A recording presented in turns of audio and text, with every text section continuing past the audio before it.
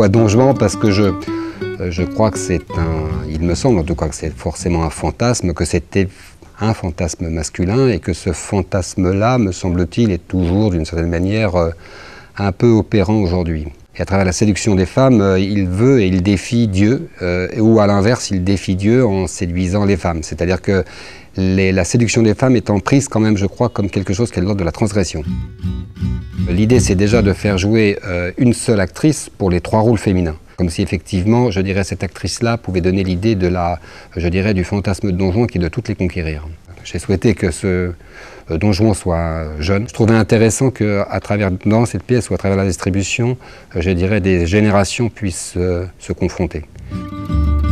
À travers la pièce de Don Juan, évidemment, on peut se poser aujourd'hui, d'abord, qu'est-ce qu'il transgresse finalement? Il me semble que ce qu'il transgresse aussi, et ce qui renvoie à quelque chose d'extrêmement moderne, c'est je crois qu'il transgresse le temps. Les femmes s'effacent les unes derrière les autres, ce qui fait qu'il n'y a, à proprement parler, il ne constitue pas une histoire dans ses rencontres amoureuses. C'est quand même quelqu'un qui veut absolument rester éternellement jeune. Je pense qu'on est un peu là quand même aussi, en quelque sorte, dans ce fantasme-là contemporain et dans ce fantasme-là, me semble-t-il, avec la science. Je dirais comme si la science pouvait à un moment donné, effectivement, nous redonner quelque chose qui est de l'ordre de l'éternité.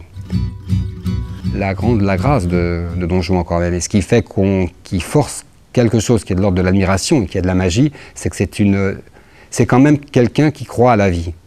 Par les temps qui courent en tout cas, il est souhaitable quand même qu'on continue à y croire.